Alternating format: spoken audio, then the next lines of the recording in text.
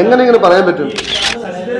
കോടിക്കണക്കിന് രൂപ മുഖ്യമന്ത്രിക്കും റിയാസിനും അതുപോലെ തന്നെ മകൾക്കും ഒക്കെ വാരി കൊടുത്തുകൊണ്ടിരിക്കുകയാണ്. എത്ര പൈസ ലാഭം സർക്കാരിന്റെ ഒരു ഉത്തരവിന്റെ ഭാഗമായി കറുത്ത് കിട്ടിയിട്ടുണ്ടോ?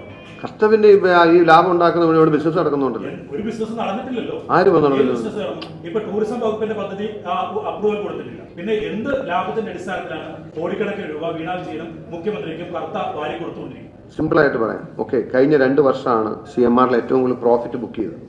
ഏറ്റവും കൂടുതൽ പ്രോഫിറ്റ് ബുക്ക് ചെയ്യാൻ കാരണം കഴിഞ്ഞ 2 വർഷക്കാലം അവർക്ക് റോ മെറ്റീരിയൽ ഇലിമിനേറ്റ് ഇമ്പോർട്ട് ചെയ്യേണ്ട വന്നില്ല എന്നുള്ളതാണ്. ലോക്കലി അവൈലബിൾ ആയിരുന്നുകൊണ്ടാണ് ലാഭം വർദ്ധിച്ചത്. ആ ലോക്കലി അവൈലബിൾ ആവാനുള്ള കാരണം ഈ മുഖ്യമന്ത്രി ചെയ്തു കൊടുത്ത സേവനമാണ്. മനസ്സിലായോ? ക്ലിയർ? ഡൺ? ഷുവർ? ഓക്കെ.